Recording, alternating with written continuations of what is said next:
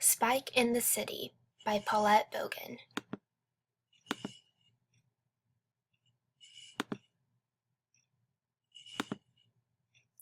Shannon was taking Spike on his first trip to the big city. Oh, let's stop. I already see a setting. Can you think of what the setting might be? If you thought of the big city, you're right. That's where the story might take place. First, they rode up an elevator. "Aroo!" howled Spike. Someone kept stepping on his tail. When they got to the top, Shannon let Spike go outside. He was in the clouds with the pigeons. "Yowza!" yelped Spike. He did not feel so good. The city streets were full of new smells. Spike pulled hard on his leash. "Do not get lost, Spike," Shannon said. "Stick by me." Let's take a pause here. Who do we think the characters of the story might be so far? I think they might be Spike, the dog, and Shannon, the owner. Spike said, "Woof," to his first city dog, but the dog pretended not to hear. At the deli, Shannon left Spike tied to a parking meter. "I will be back in a minute," she said, but Spike thought they were going to stick together. A big truck drove by. Splash! Suddenly, Spike was not a black and white dog anymore. He was a mud-colored dog. "Grrr," growled Spike, shaking himself off. Spike was not sure he liked the city.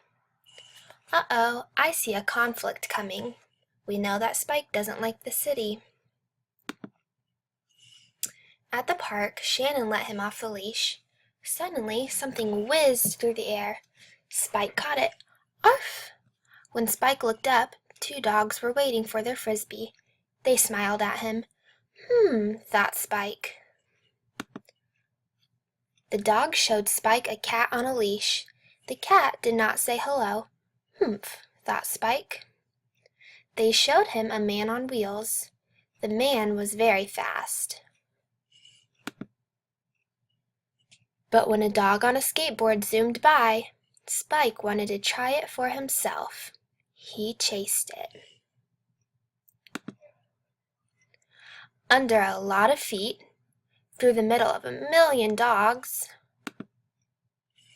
right by a snake with legs, and into a fountain full of pigeons. "Arg," gurgled Spike. When Spike climbed out, the dog on the skateboard was gone.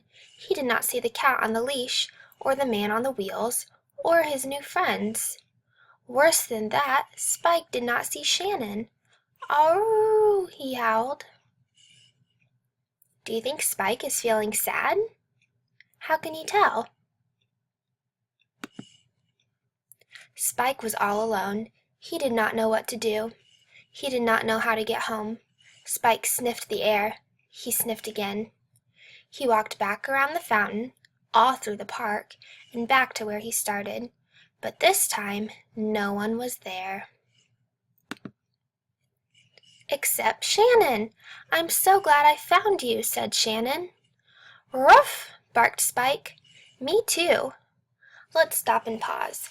So, the conflict of the story was when Spike got lost. This was the sad part in the story, or the problem.